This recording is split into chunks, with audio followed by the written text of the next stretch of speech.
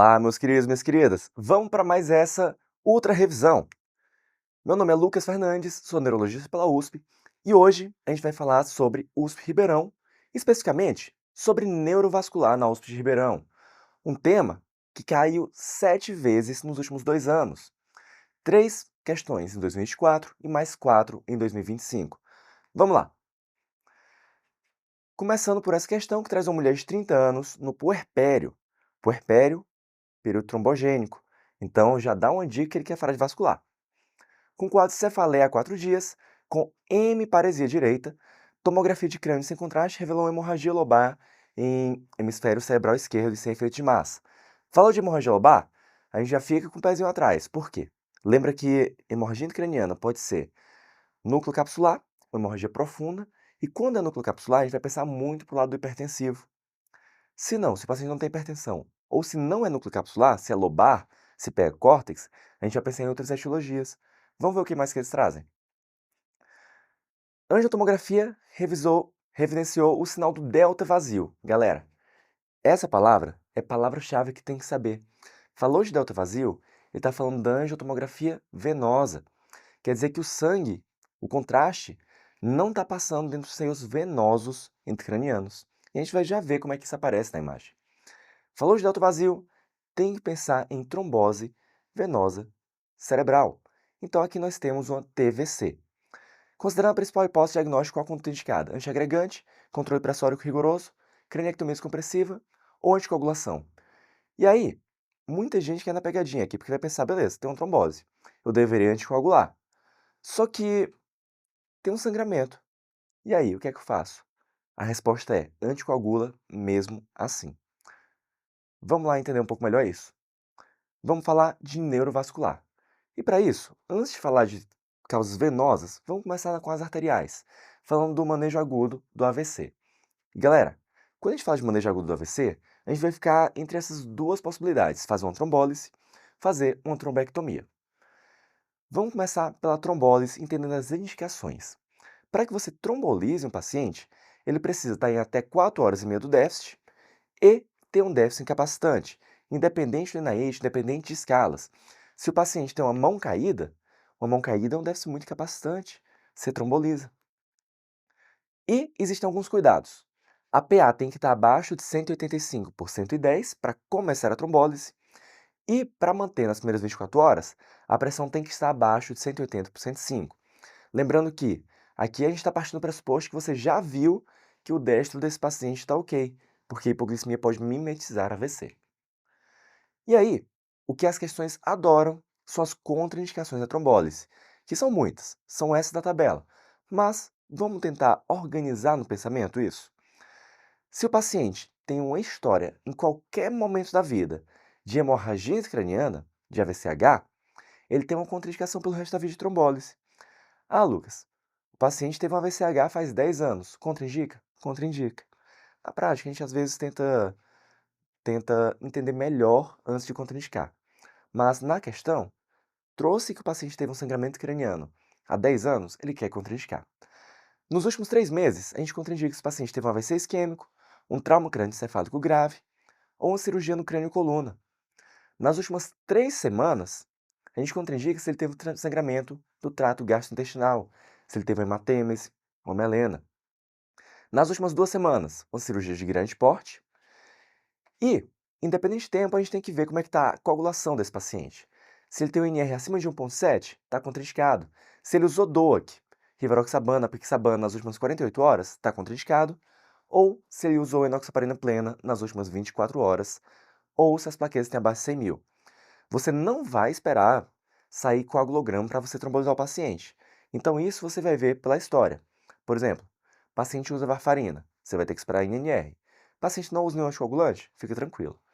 Então, é muito importante as questões de anticoagulantes porque as questões adoram. Se o paciente usou varfarina no dia, mas o INR está abaixo de 1,7, pode trombolizar sem problemas.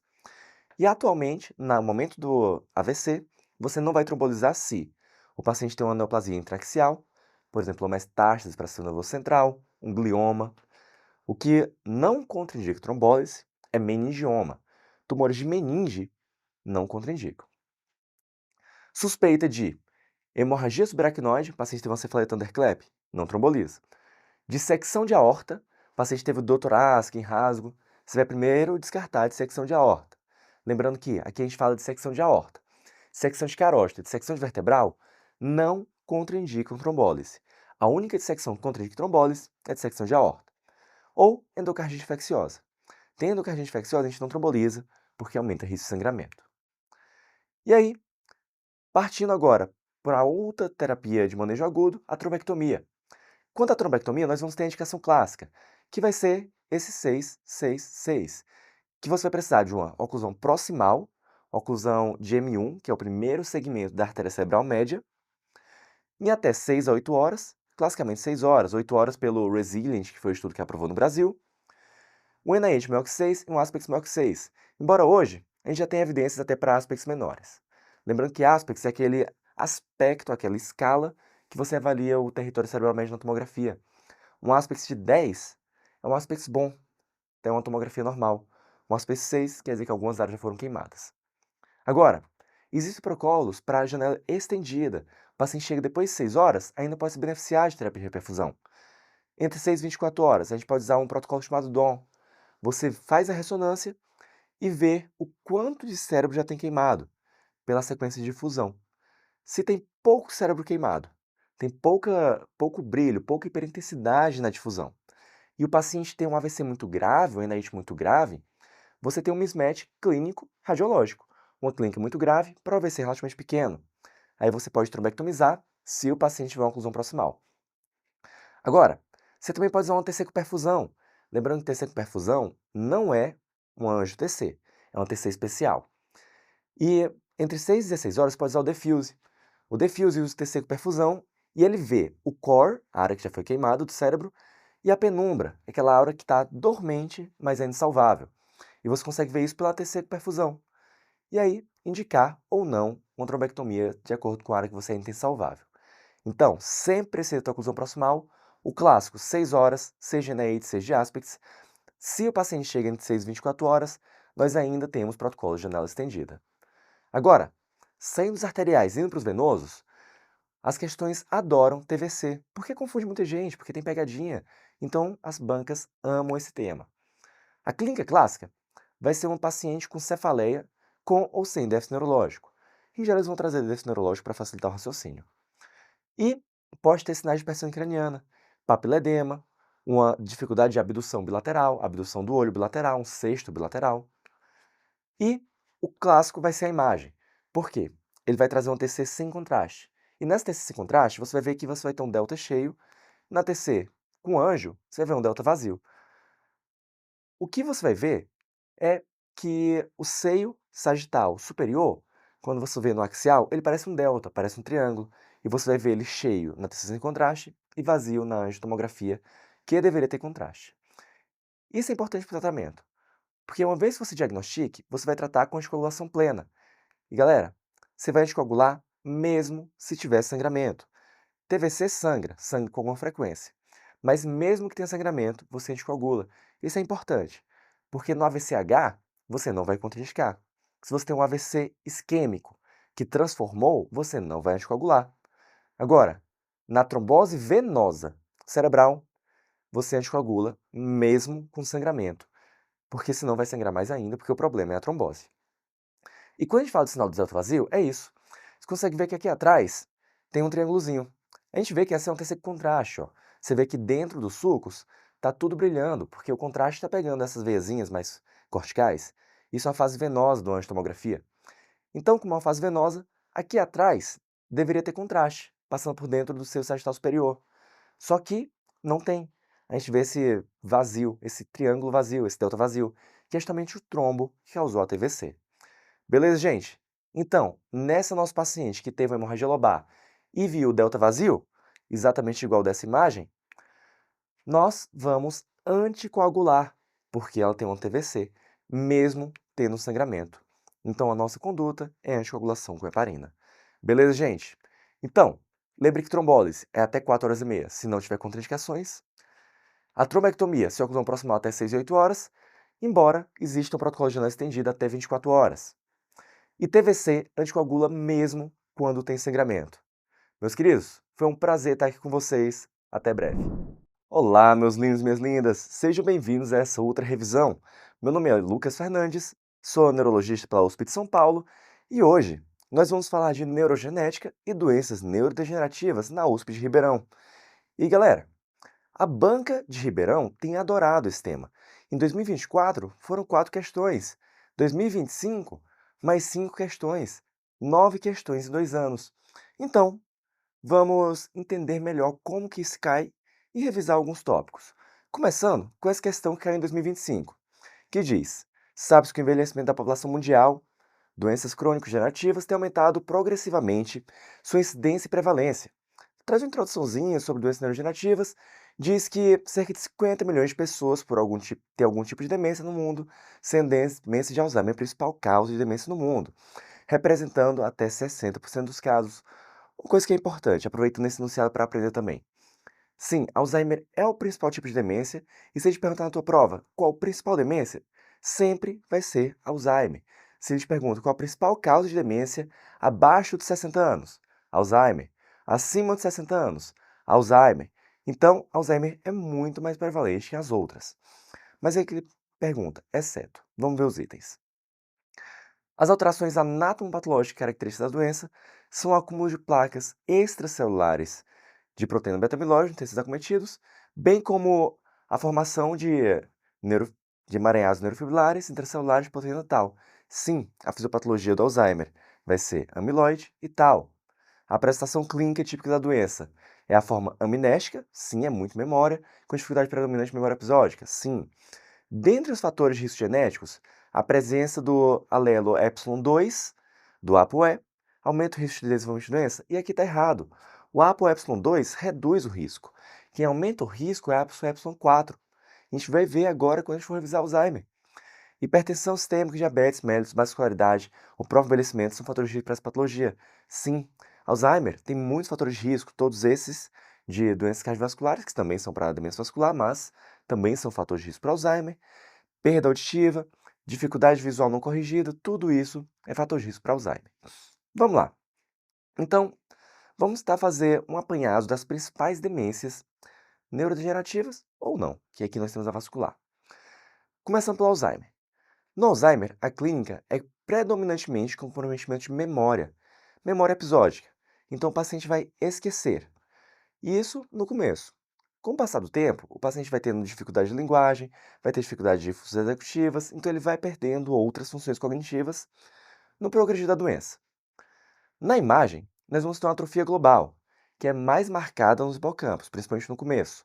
Então os hipocampos vão ficar atrofiados, o resto do cérebro também, mas os hipocampos muito mais atrofiados. Passando para a demência vascular, que entra como nossa segunda principal causa de demência global, nós temos um comprometimento, sobretudo, de funções executivas. Enquanto no Alzheimer era principalmente dificuldade de memória, aqui nós perdemos funções executivas. Memória também é acometida, embora em menor grau. Uma dica da demência vascular é que os pacientes eles também podem ter dificuldade da marcha precoce. E ela vem com comorbidades cardiovasculares.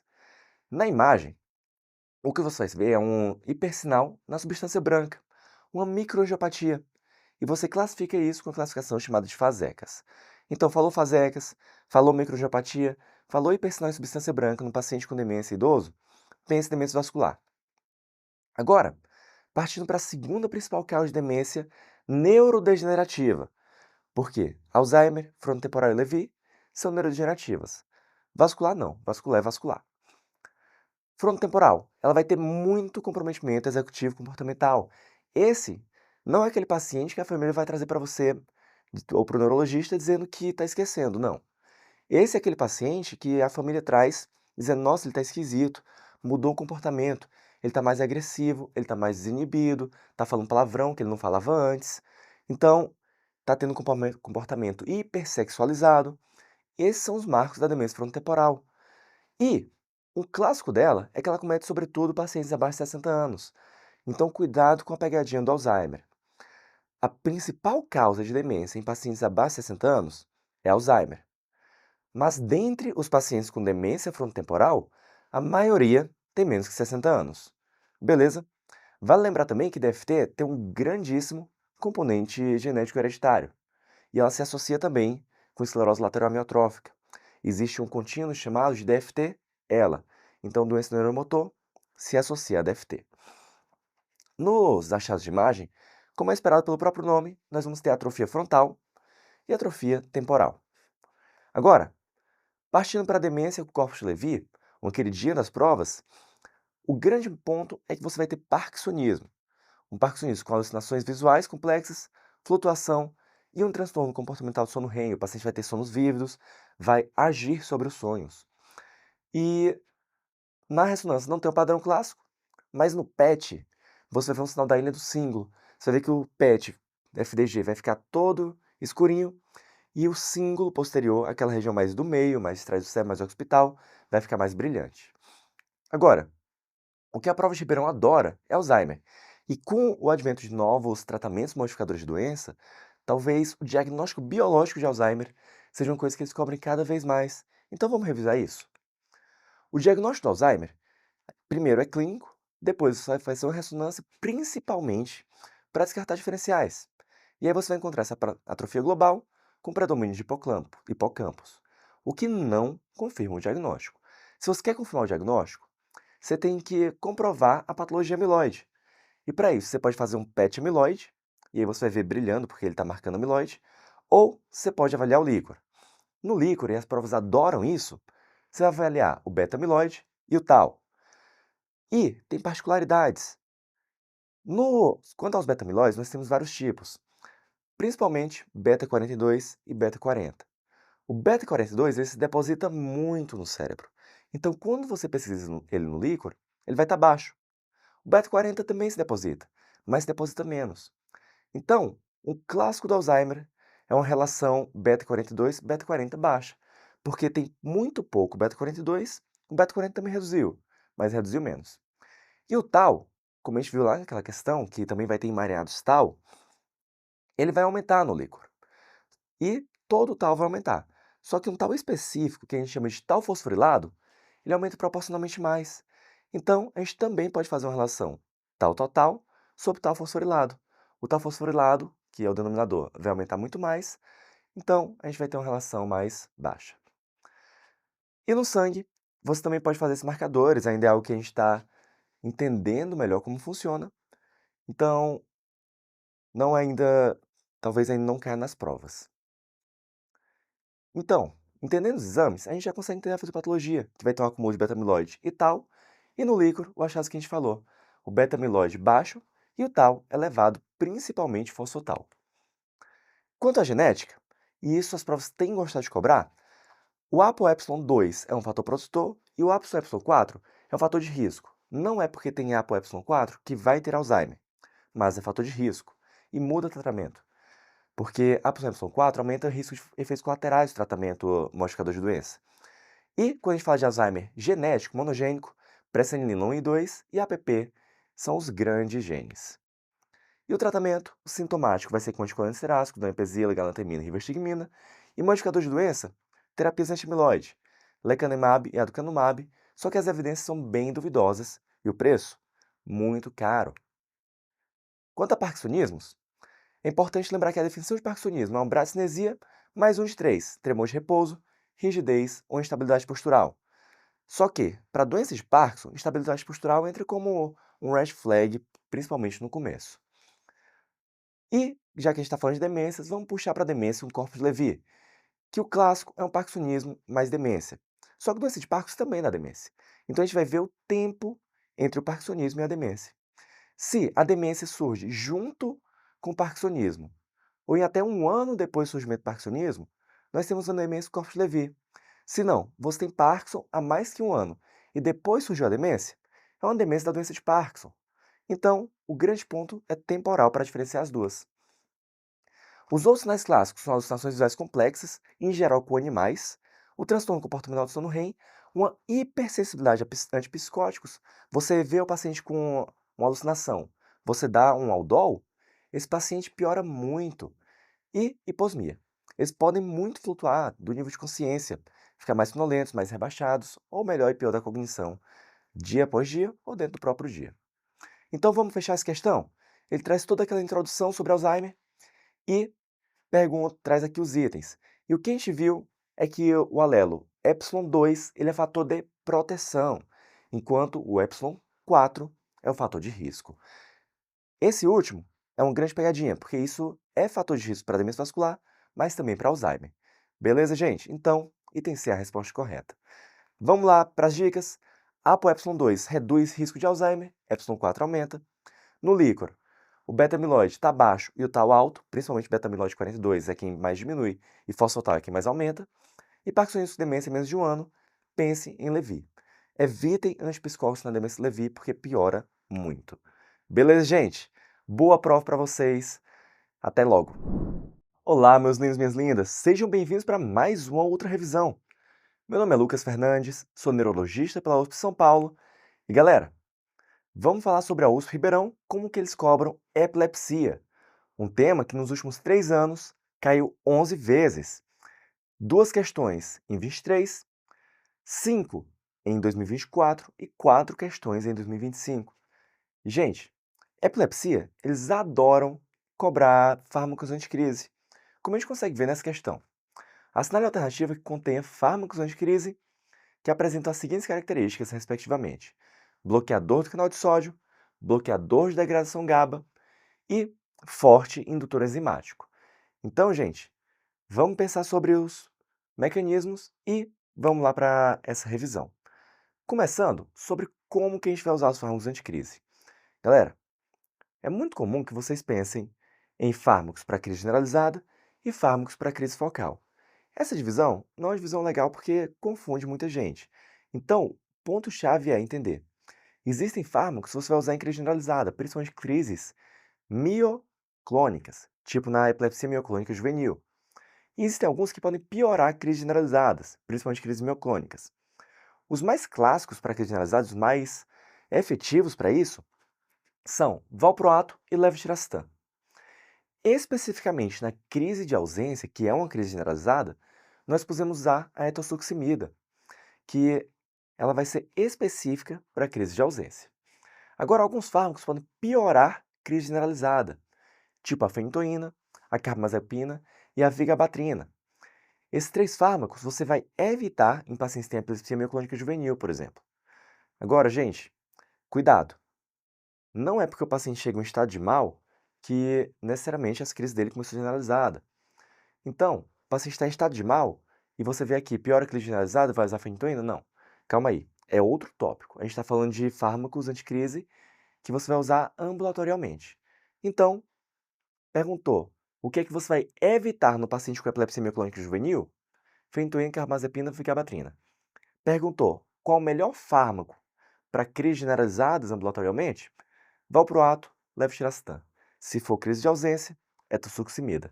Beleza, gente? Seguindo. Agora, vamos falar do mecanismo, que é aquela questão que quis cobrar da gente. E galera, a maioria dos fármacos que a gente usa vai ser inibidor de canal de sódio. Então, na dúvida, diz que ele é inibidor de canal de sódio. Fentoína, carbamazepina, lacosamida, lamotrigina são nossos inibidores de canal de sódio. Especificamente a lacosamida, ela tem um detalhe que ela age em canais diferentes, são os canais lentos. Agora, alguns fármacos vão servir para atuar em correntes de cálcio, em canais de cálcio, que são a etosuximida, que vai ser com canais tipo T, específicos das crises de ausência, a gabapentina e a pregabalina. E não se confundam. Apesar do nome GABA e pré-GABA, eles não têm a ver com GABA. Eles têm a ver com correntes de cálcio. Cuidado para esse nome não confundir vocês. Agora, quando a gente fala de mecanismo GABAérgico, nós vamos ter os benzos diazepínicos, como clobazam, midazolam, diazepam, que eles aumentam a frequência de abertura dos canais GABA. Enquanto os barbitúricos, como o fenobarbital, ele aumenta o tempo de abertura. Então, benzos, frequência, fenobarbital, tempo. Esse detalhezinho algumas questões gostam de cobrar. E a vigabatrina, agora sim o GABA, tá certo o nome, ela vai atuar nos canais GABA. O levetiracetam, que é uma droga que a gente usa muito na prática, e as questões gostam de cobrar, ele tem uma função, ele tem um mecanismo um pouco diferente. Ele vai atuar na vesícula sináptica tipo 2, na SV2, o que muda um pouco ele dos outros fármacos. A maioria vai ser canal de sódio. Vamos lá seguir? Existem alguns fármacos que as provas adoram cobrar, então é importante conhecer um pouco mais as particularidades deles. O valproato, ele é um fármaco isoladamente mais eficaz para as crises generalizadas, ele é muito bom. Só que, de efeitos colaterais, ele aumenta o peso, ele faz um ganho de peso, ele é hepatotóxico, ele pode causar trombocitopenia, ele pode causar síndrome dos ovários policísticos e pancreatite. E além disso, o que as provas adoram cobrar é o fato de ele ser muito teratogênico. Então, viu mulher em idade fértil, mulher que pretende engravidar, não pode valproato. Ele é muito teratogênico. Então, a prova falou qualquer coisa que a mulher pode engravidar, a resposta é não dar valproato. Além disso, ele interage muito com outras medicações, como a gente vai ver em breve. O levetiracetam, ele é um fármaco com excelente espectro, ele vai servir para crise focal, vai servir para crise generalizada, é um medicamento que você consegue titular rápido, ele é bem seguro. Agora, o problema dele é que ele pode piorar sintomas psiquiátricos. Então, aquele paciente que diz que tem depressão grave, ele pode aumentar o risco de suicídio. Então, se a questão te traz um paciente que tem depressão, que já tentou se matar antes, você não vai usar levetiracetam. Um grande ponto é que ele é bem seguro em grávidas. Então, é aquela paciente que deseja engravidar, pode levetiracetam. E ele tem uma excreção renal. Então, ele é seguro em hepatopatas. O que ele não é seguro é em quem tem disfunção renal, e você tem que ajustar a dose. Dá para usar, mas com dose ajustada. Já a lamotrigina, ela é um excelente fármaco para crise focal, um dos melhores que nós temos. O problema é que ela causa farmacodermia grave, né? NET, Steven Johnson. Então, você tem que começar ela muito lentinho. Para você chegar na dose efetiva da lamotrigina, demora. Então, é um fármaco que você vai começar quando você tem tempo, quando dá para ir com calma. Não é um fármaco que você começa no PS, não é um fármaco que você começa depois de um estado de mal. É o fármaco para começar no ambulatório, devagarzinho. E ele é muito seguro em grávidas, o mais seguro de todos em grávidas, só que tem que estudar muito, muito lento ao longo de semanas. E, gente, outro ponto que as provas adoram é quanto à interação dos fármacos anticrise com outros medicamentos. E a maioria dos fármacos, ele vai ser indutor do citocromo P450. Se ele induz o citocromo, ele aumenta a metabolização de outros fármacos e diminui o nível sérico de outros fármacos.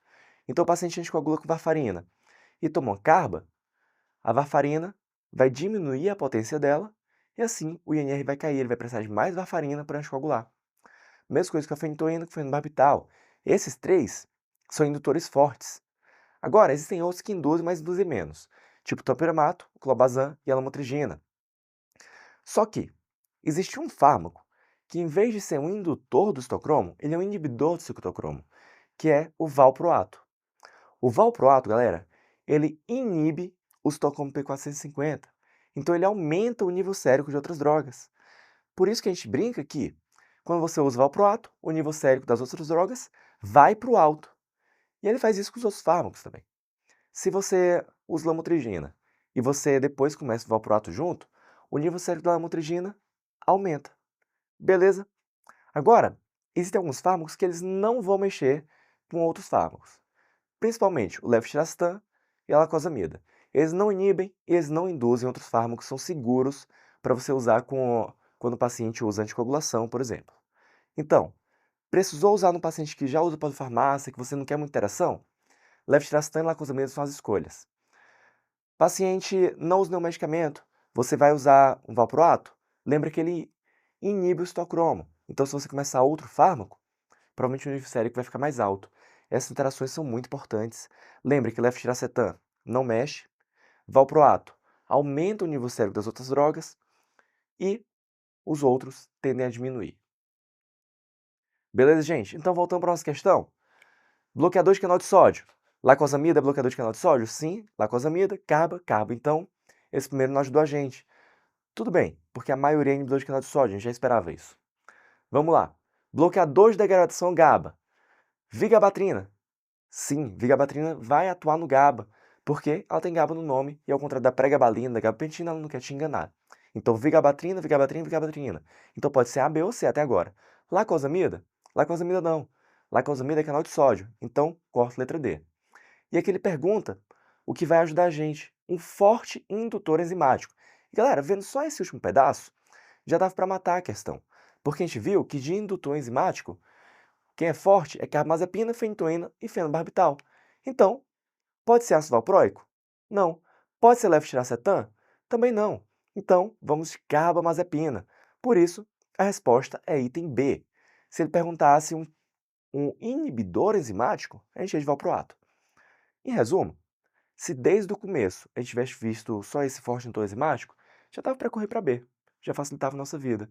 Porque levetiracetam não mexe e ácido valproico é inibidor enzimático. Beleza, galera? Então, lembrem de evitar valproato em mulheres de idade fértil, a não ser que elas tenham um método contraceptivo altamente efetivo. Na epilepsia generalizada, principalmente epilepsia mioculante juvenil, evitar fenitoína e carbamazepina. O valproato inibe o citocromo e aumenta o nível sérico nas outras drogas, então o nível sérico vai para o alto. Beleza, gente? Prazerzão tê-los aqui. Até mais. Olá, meus queridos! Vamos lá para mais uma outra revisão. Meu nome é Lucas Fernandes, sou neurologista pela USP São Paulo e hoje a gente vai falar sobre o USP Ribeirão, especificamente sobre doenças neuromusculares na USP de Ribeirão, que caiu 5 vezes nos últimos 2 anos, 3 em 2024 e 2 em 25. Vamos lá falar de doenças neuromusculares. Começando com essa questão, que traz um lactente de 2 meses, que é levado ao pediatra da UBS, devido à dificuldade para mamar, desde a alta maternidade. A mãe relata sucção fraca, falta de sustento cefálico, postura mole e esforço respiratório intermitente progressivo. É o primeiro filho, de pais jovens, não consanguíneos e rígidos. O parto foi a termo, com perda de peso, com peso de 3.300 gramas, comprimento de 48 centímetros, perímetro cefálico de 34 centímetros. No exame físico, observa-se baixo ganho ponderal, perímetro cefálico de 39 centímetros, percentil 50, fixação do olhar preservada, mímica facial reduzida, talvez uma paralisia facial, fasciculações na língua. Galera, falou de fasciculações, o que ele quer te falar é segundo neurônio motor. É uma doença que começa ou no corpo do segundo neurônio motor ou no nervo. Hipotonia com força muscular global, 0 de 5, nenhum movimento. E ausência de reflexos ostendíneos, essa ausência de reflexos que corrobora mais ainda o nosso pensamento que pode ter uma doença neuromotor. A presença também de tiragem subcostal intermitente, provavelmente por causa da fraqueza, e postura em batráquio, abdômen flácido globoso, fraqueza abdominal também. Qual o exame que deve ser solicitado para confirmar o diagnóstico principal do nosso paciente? E, gente, vamos lá. O primeiro passo é a gente entender as doenças neuromotor. E a gente está pensando em neuromotor para esse paciente porque ele tem a fasciculação, porque ele tem a reflexia. Isso aqui é a nossa medula. Essa aqui é a parte posterior da medula, essa aqui a parte anterior da medula. Posterior vai ser mais sensitivo, anterior mais motor. E o corpo do neurônio motor inferior, do segundo neuromotor, ele fica bem aqui, nesse corno anterior da medula. E aí ele vai sair pela raiz anterior até se juntar aqui com a raiz posterior e virar nervo. O corpo do neurônio motor inferior, do neurônio sensitivo inferior, vai ficar aqui no gânglio da raiz dorsal. Então, gente, quando a gente fala de doença neuromotor, é qualquer coisa que pegue aqui, aqui, ou raramente aqui o nervo, mas normalmente a gente está falando de lesão aqui do corpo celular no corno anterior. Isso são doenças neuromotor. O clássico delas é uma atrofia muito importante, uma arreflexia e uma fasciculação que pode ser vista no exame físico. Vamos lá para a clínica. Fraqueza, hipotrofia, porque o músculo, para manter a eutrofia, precisa do nervo. Se você não tem neurônio motor, ele vai ter hipotrofia.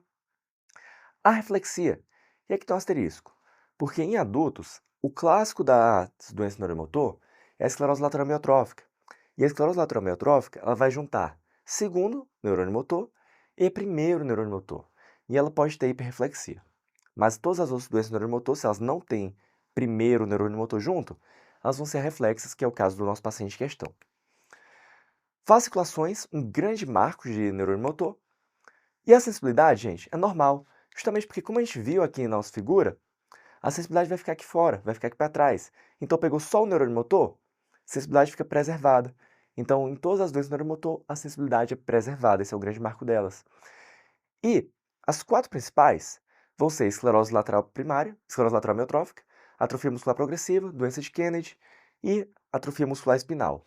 Dessas, em prova, quem eles gostam de cobrar é a esclerose lateral amiotrófica e a AME. Então você tem que saber duas, saibam essas duas. A dica da esclerose lateral amiotrófica é que ela é uma doença de adulto, principalmente adultos mais velhos, idosos, e ela vai cometer primeiro e segundo neuromotor. De primeiro neuromotor, vai ter hiperreflexia, vai ter sinal de Babinski. De segundo neuromotor, esses pacientes vão ter atrofia, fasciculação e é uma doença típica de idosos. Agora, quando você tem uma coisa parecida com ela, só que sem primeiro neuromotor, você tem uma atrofia muscular progressiva. Parece ela, só que só com segundo neuromotor. A doença de Kennedy, ela parece atrofia muscular progressiva, só que ela tem gigantomastia e uma resistência a andrógenos. Doença rara, as provas não cobram tanto. Então, não é o principal ponto das provas. Agora, o que as provas adoram é a atrofia muscular espinal, uma doença que começa em crianças e que vai causar um segundo neuromotor. E a gravidade depende da mutação genética que o paciente tiver. E a gente vai entender melhor isso em breve. Por quê? A AME, atrofia muscular espinal, ela acontece por uma mutação no gene SMN. E esse gene SMN, ele fica no braço longo do cromossomo 5. Então, cromossomo 5q. O que acontece é que você tem um SMN1 e um SMN2. Todo mundo tem isso. Na AME, o SMN1 é deletado. Só que o SMN2, ele tenta compensar parcialmente, ele faz o que ele consegue para manter ainda o segundo neuromotor íntegro.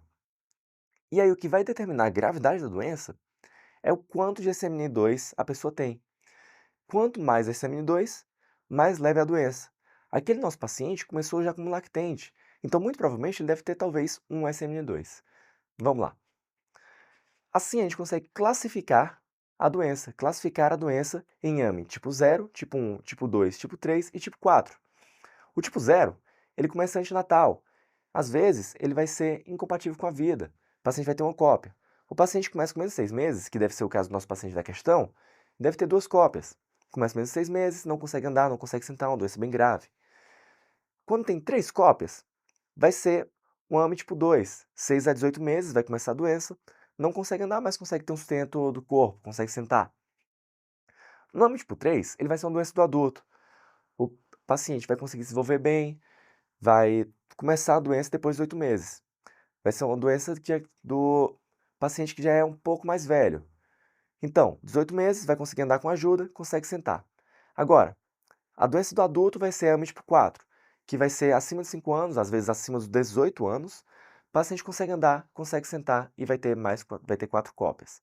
A questão da AME tipo 4 é que normalmente os pacientes eles vão ter um desenvolvimento normal, às vezes aquele paciente que não era tão bom em esportes, depois vai começando a fraqueza. O grande ponto da AME, e o que está fazendo ela cair muito em provas, é que hoje nós temos um tratamento modificador de doença, que vai ser o nusinercena, o omnazogene aboparvovec, que parece um feitiço o nome, e o rigisplan. Esses 3 tratamentos mudaram muito o curso da AME de ser uma doença invariavelmente letal para uma doença que sim, vai causar sequelas, mas agora a gente consegue ter um tratamento que vai melhorar a qualidade de vida dos pacientes. O nusinercena, especificamente, ele vai ser um medicamento intratecal de 4 em 4 meses. O onazeminogene aboparvovec vai ser uma dose única, é V e acabou. E o rigisplan vai ser um medicamento que vai ser diário, via oral. O que acontece com o risplan é que ele aumenta a função do SMN2. Então, gente, nesse lactente de 2 meses de idade, que tem uma síndrome segundo neuromotor, a gente está pensando agora em atrofia muscular espinal. E o diagnóstico vai ser feito com o exame molecular do gene SMN1, que vai estar deletado e aí vai confirmar a nossa AME e a gente vai começar um tratamento precoce para ele. Beleza? Então, o AME acontece por uma mutação no gene SMN1 do cromossomo 5. A quantidade de SMN2 determina a gravidade, quanto mais, menos grave. Os tratamentos modificadores de doença recuperam o SMN1 ou melhoram a função do SMN2. E assim, melhoram a doença. Beleza, gente? Foi um prazer tê-los aqui. Até mais. Olá, meus lindos e minhas lindas. Sejam bem-vindos para mais uma outra revisão. Meu nome é Lucas Fernandes, sou neurologista pela USP, e hoje a gente vai falar sobre a prova da USP de Ribeirão, especificamente sobre cefaleias na USP de Ribeirão, um tema que já caiu 10 vezes nos últimos 2 anos. Em 2024 foram 6 questões e em 25 mais 4 questões. Vamos lá entender como que a USP Ribeirão cobra isso. Para isso, vamos começar com essa questão. Paciente de sexo masculino de 28 anos conta que começou uma cefaleia faz 7 dias, uma cefaleia nova, mas está tudo bem. Paciente jovem, cefaleia nova, pode ser uma enxaqueca, pode ser qualquer coisa. Cefaleia do tipo peso, bilateral, associado a náusea, vômito e fotofobia. Alguém com muita pressa viu náusea, vômito, fotofobia e disse: Isso é enxaqueca. Vou lá para enxaqueca, mas calma. Lê o resto da questão. A dor é contínua e agrava quando levanta e apresenta alívio parcial ao deitar. Galera, cefaleia posicional, essa cefaleia que muda com a posição, isso é um red flag muito importante para alteração da dinâmica licórica. Se é uma dor que piora quando levanta, que nem a desse paciente, isso vai sugerir hipotensão intracraniana. Se é uma dor que piora quando deita, sugere hipertensão. Vamos no resto da questão. Nega trauma, cirurgia, realização de exame invasivo, febre, alteração de força e sensibilidade. Mas até agora você fala com red flag, então o pessoal pediu uma ressonância. Feito uma ressonância, apesar do exame neurológico normal, feito uma ressonância que demonstrou um realce pacmeníngeo liso, difuso e simétrico, com engurgitamento dos seios venosos cerebrais. E, gente, isso é um achado clássico da hipotensão intracraniana. Como tem menos pressão dentro do crânio, isso dá uma puxada na dura mater. Então, ela acaba ficando mais engurgitada, ficando mais realçada. Então, tem um realce pacmeníngeo. E os seios também. Os seios venosos, eles são engurgitados justamente por causa da pressão. Feito provável diagnóstico de hipotensão intracraniana, com tudo isso que ele traz, qual o tratamento para a condição? E ele pergunta: topiramato, blood-PET, acetazolamida ou derivação lombo-peritoneal? Vamos lá revisar para a gente poder responder essa questão. Primeiro ponto é que as provas ultimamente, nos últimos 5 anos, têm amado trazer essa dicotomia de dinâmica da pressão intracraniana. Trazer questões de hipertensão e questões de hipotensão. Vamos começar falando de hipertensão intracraniana. E aqui, não vou falar de hipertensão intracraniana por tumor, por AVC, não. Aqui a gente está falando de hipertensão intracraniana idiopática. Uma doença que vai causar uma cefaleia que piora ao deitar, como toda hipertensão intracraniana. Então, cefaleia posicional que piora ao deitar, pensar em hipertensão intracraniana. E as questões adoram trazer essa dica. Pode ter perda visual e pode ter zumbido. E ela é muito associada à obesidade e sexo feminino. É raríssimo acontecer hipertensão intracraniana idiopática em homens não obesos, ou até mesmo mulheres não obesas. Então, na questão, principalmente se ele te colocar um paciente que é obeso, começou falando de IMC alto, mulher e IMC alto, cefaleia, você tem que entender que provavelmente ele ou quer falar de topiramato, que perde peso, ou ele quer falar de hipertensão intracraniana. Vamos lá. No exame físico, a gente pode ter edema de papila, por causa da hipertensão craniana, e pode ter uma paralisia do sexto nervo craniano bilateral, ou unilateral. Essa paralisia acontece porque na hipertensão craniana, o sexto nervo, ele é comprimido contra o osso. Os outros nervos, eles não têm uma relação tão próxima do osso, mas o sexto tem. Então ele é comprimido contra o osso e você tem uma paralisia do sexto nervo. Na imagem, você vai ver um globo ocular achatado, um nervo óptico mais tortuoso, uma célula tosca vazia, e os seios venosos, pequeninhos hipoplásticos, eles estão espremidos contra o osso, que é ao contrário do que acontece na hipotensão. Na hipotensão, os seios ficam engurgitados. O globo ocular fica mais redondo. O nervo óptico, ele fica mais reto, porque o cérebro está sendo puxado para baixo. Aqui não. Aqui vai ficar mais tortuoso. E o tratamento da hipertensão craniana idiopática, ele é uma tríade de perder peso, tratar dor e reduzir pressão craniana, sendo que o ponto-chave é esse aqui. Tem que perder peso. A perda de peso consegue controlar a doença ou até curar a doença. Os outros vão ajudar nesse meio tempo. Então, quando a gente fala de tratamentos medicamentosos, topiramato é uma das drogas-chave para tratar a hipertensão craniana idiopática. Por quê? Ele reduz pressão intracraniana, porque ele tem um efeito de inibir uma coisa chamada anidrase carbônica, reduz a produção de líquor, reduz a pressão intracraniana. Ele ajuda na perda de peso, que como a gente acabou de ver, é a base do nosso tratamento. Além disso, ele melhora a dor de cabeça, ele é um tratamento de primeira linha para enxaqueca, ele ajuda no controle da dor da hipertensão intracraniana também. Só que, galera, topiramato não é um milagre, porque ele tem muito efeito colateral. ele tem muito efeito colateral cognitivo. O paciente vai ter uma lentificação do raciocínio, uma lentificação da linguagem. Além disso, ele aumenta risco de nefrolitíase, aumenta risco de pedra nos rins. E o topiramato também, ele é teratogênico.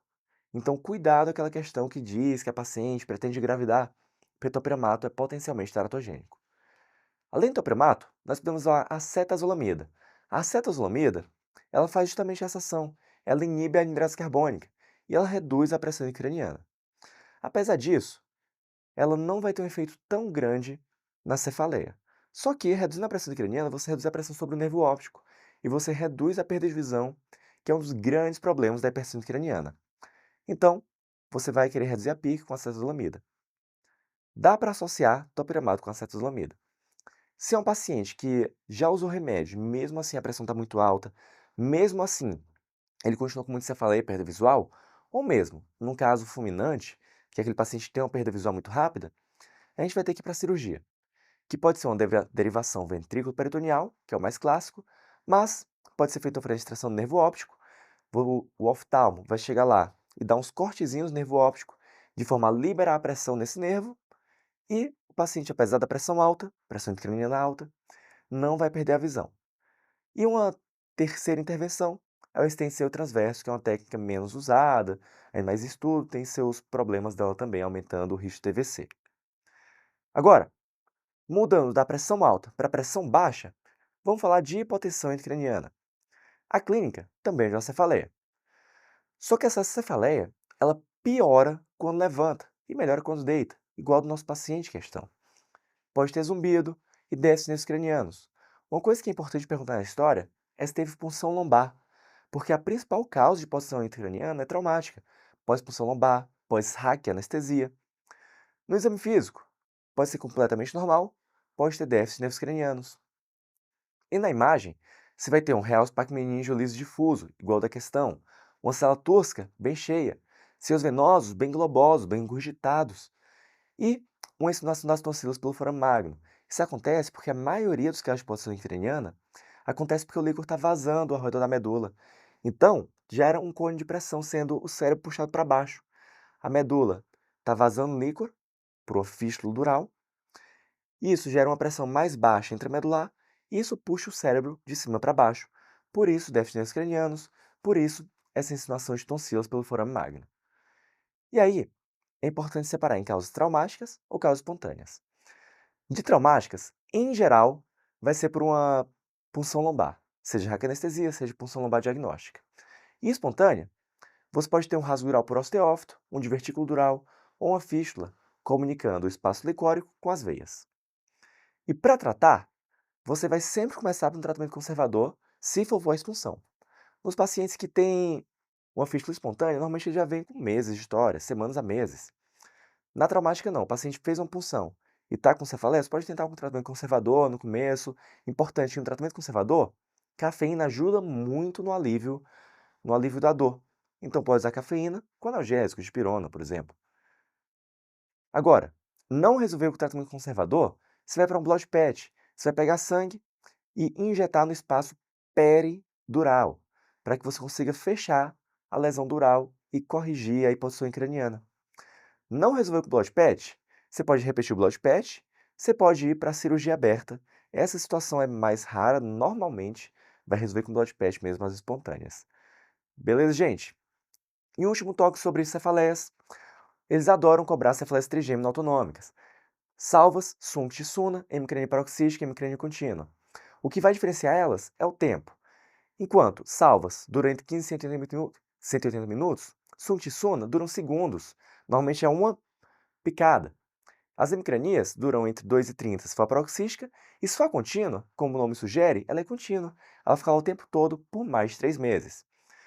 Quanto maior a duração, menor a frequência e vice-versa. Então, salvas vai acontecer uma vez a cada 2 dias, até 8 vezes por dia, enquanto succinsuna acontece todos os dias, pelo menos uma facadinha por dia. E a hemicrania paroxística, pelo menos 5 por dia. Uma dica é, viu a hemicrania? Ela sempre melhora com indometacina. Falou de indometacina, falou de hemicrania. Falou de hemicrania, como é que trata, como é que diagnostica? Indometacina. As salvas, a dica é que você vai ter períodos do ano que vão ficar com dor, períodos do ano sem dor. E isso as salvas da dor. E a Suctissuna são dor em facada ou série de facadas. Falou em facadas? Pensa em Suctissuna. Beleza, gente? Então, voltando para a nossa questão, a gente tinha uma hipótese intracraniana, como a gente viu, e o tratamento. Você vai usar topiramato? Não, topiramato era para hipertensão intracraniana. Se eu usar cetosomida? Também não, também ia diminuir a pressão mais ainda. Derivação é para hipertensão refratária, então não. Então, ficamos com o Blood PET, que vai ser o nosso tratamento. Beleza, gente? Então, lembre que o principal tratamento da hipertensão intracraniana é perder peso. Na hipotensão licórica, a primeira linha terapêutica é Blood PET. Se for traumático, você pode fazer conservado antes. As hemicranias melhoram com indometacina. E galera, vamos para cima. Boa prova para vocês. Nos vemos nas próximas revisões. Até mais.